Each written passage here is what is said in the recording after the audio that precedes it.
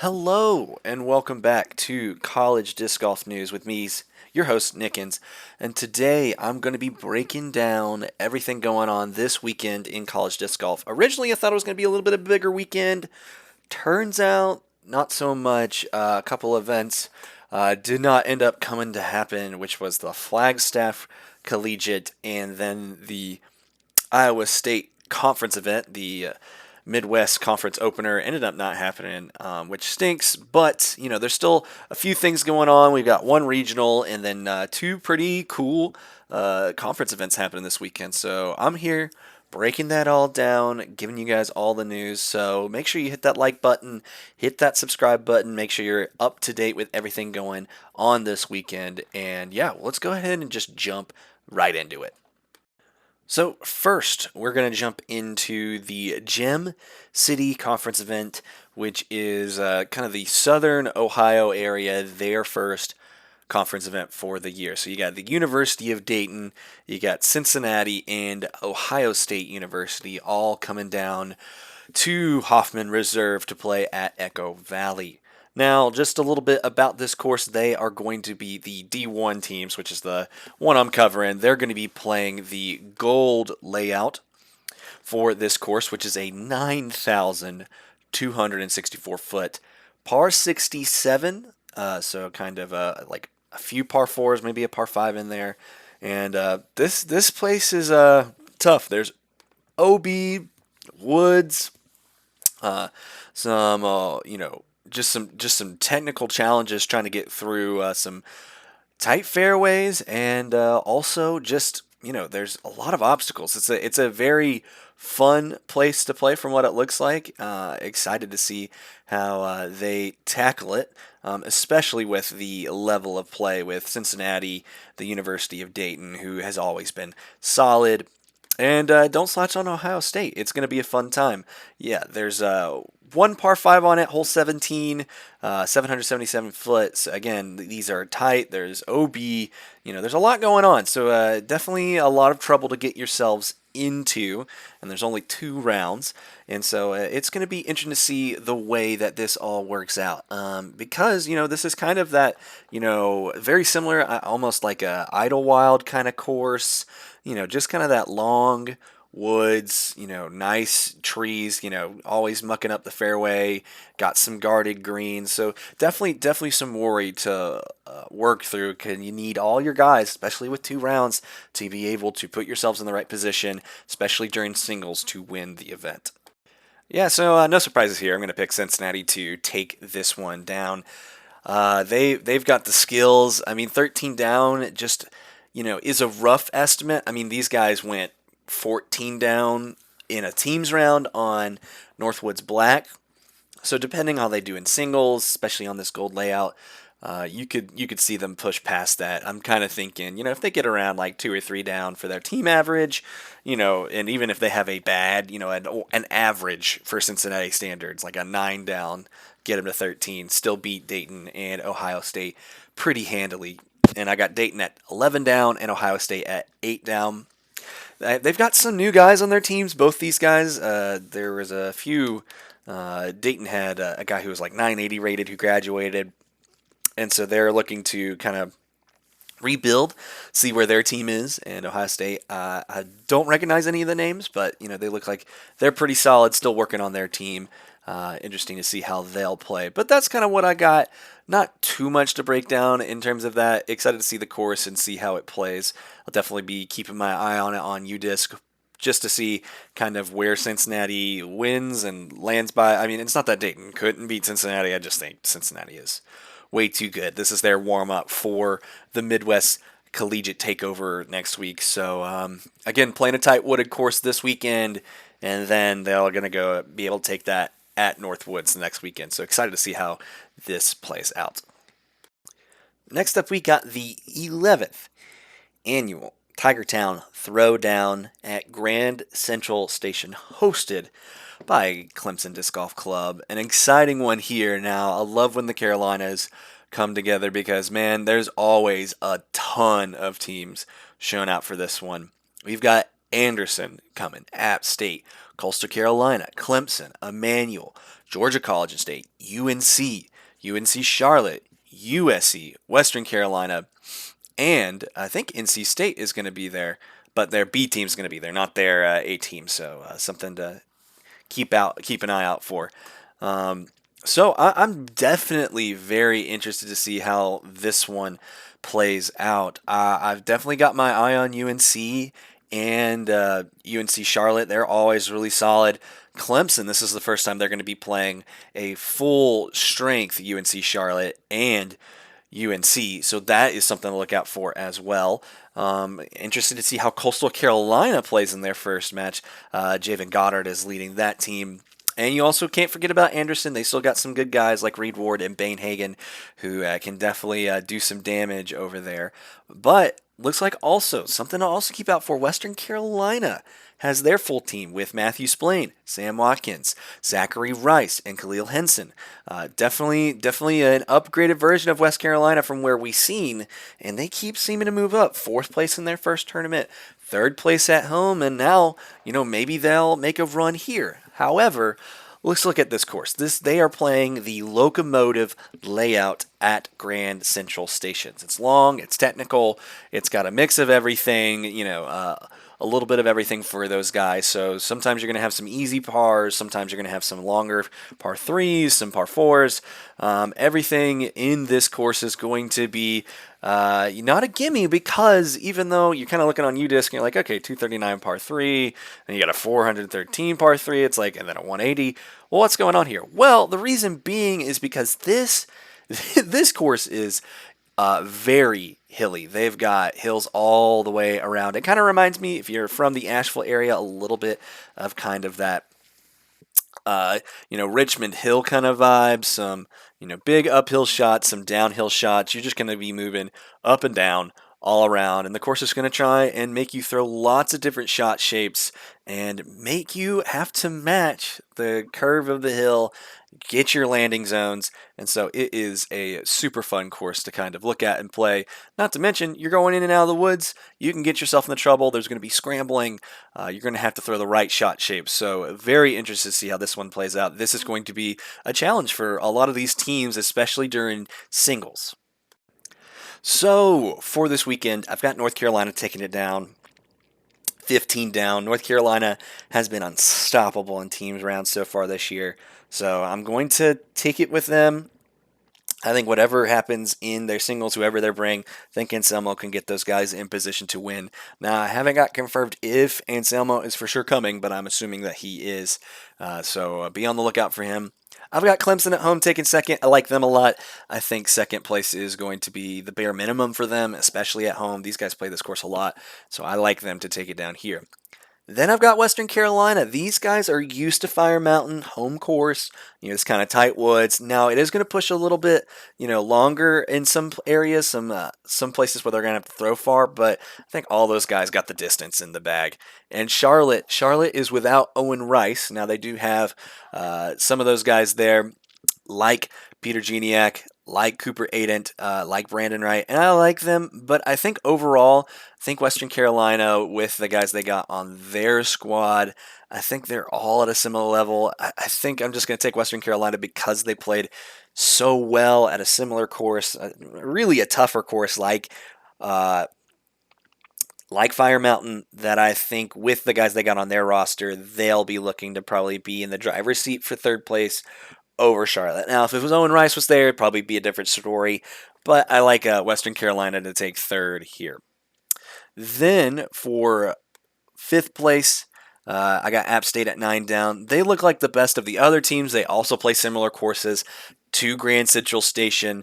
I know Anderson and probably has a little bit more of a home field advantage, being closer to it, being able to practice more. And I think that for that reason, I like App State a little bit more. I like the players on their squad a little bit more. I think Anderson's right on the cusp of that 5th place. They're a solid squad, so I wouldn't be surprised if they got up in here, but I think with just 2 rounds, I like App State's guys to take it down. Coastal Carolina, Emmanuel, and Georgia College.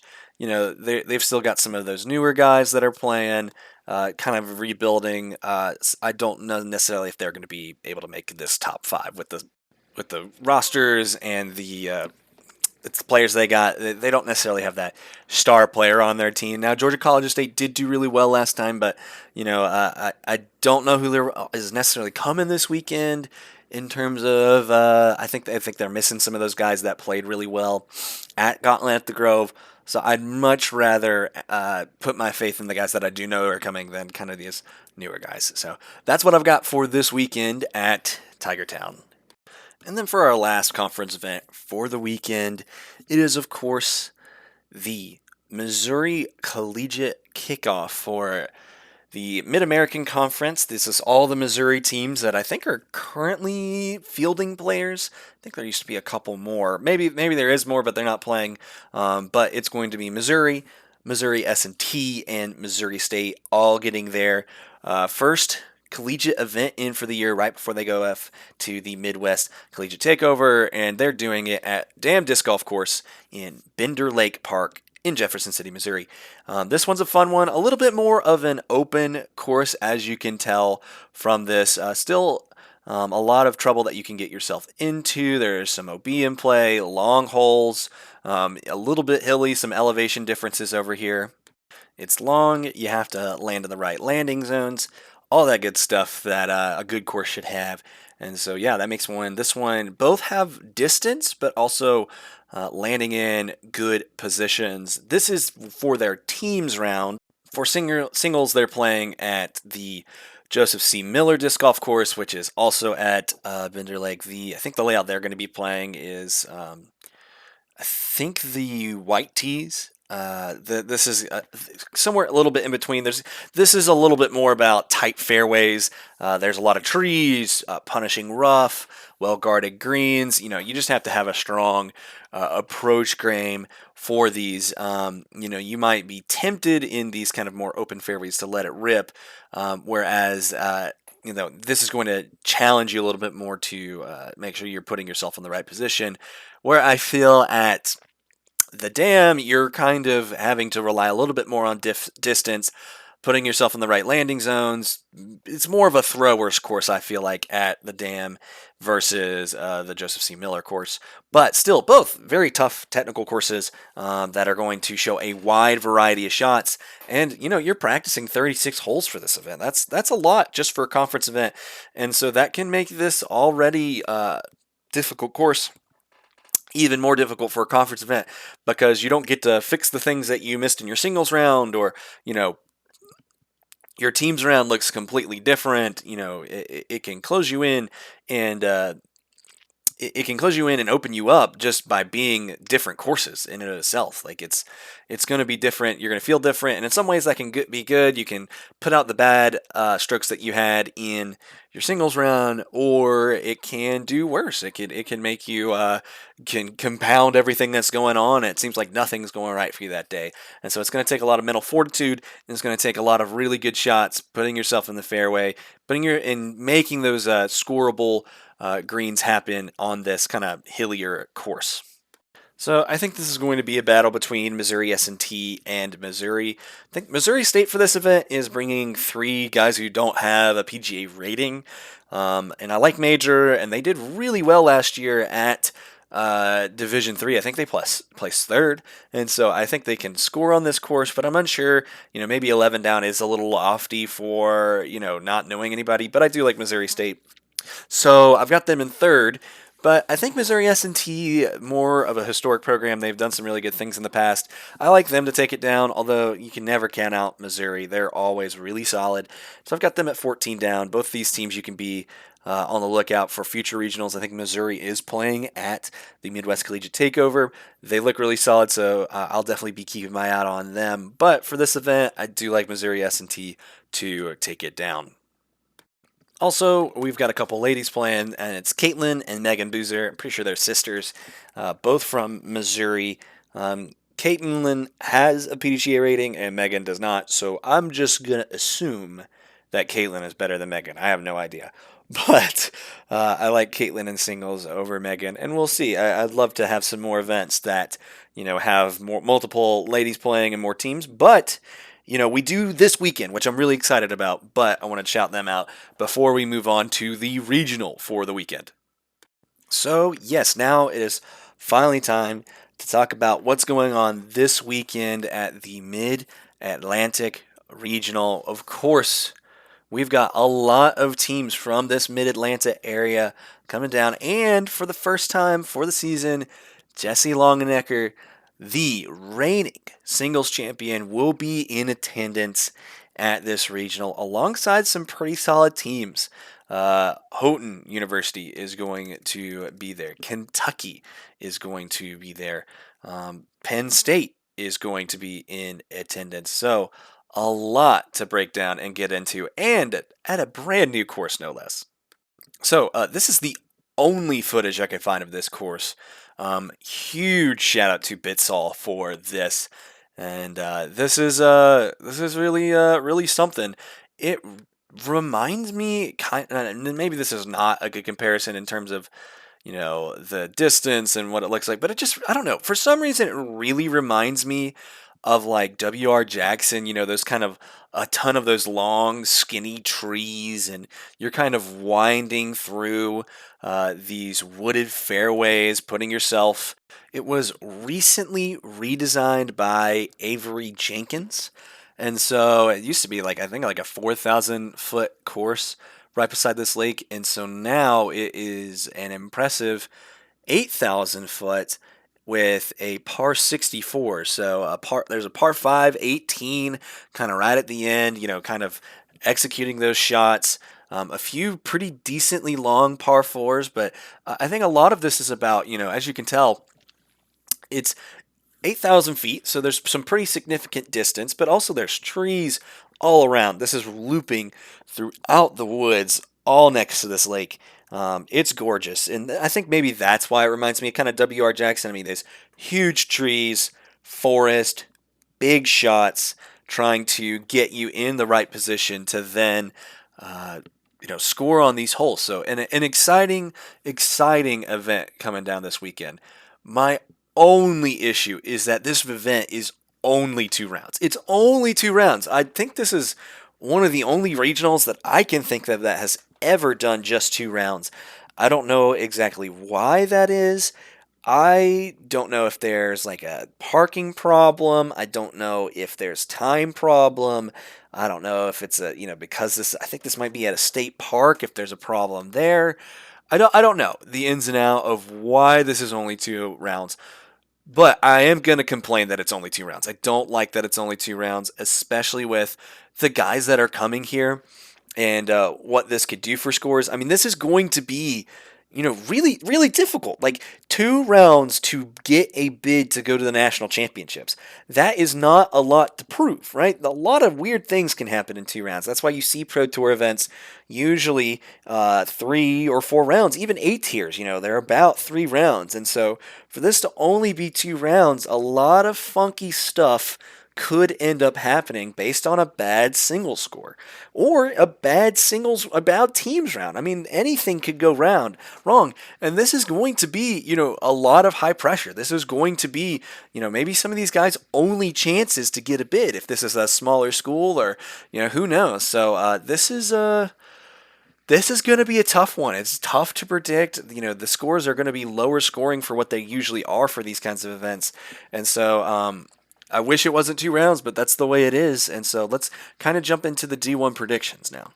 So this one's really tough, and with the fact that it's coming down to singles, I'm trying to, or I mean, at least in my opinion, I'm trying to pick kind of the guys that I know are going to really anchor down their teams and really be able to shoot low to maybe mitigate anything going on. And so for that reason, I've got Eastern Mennonite and Houghton in the top 2 spots. Those are for their bid winners.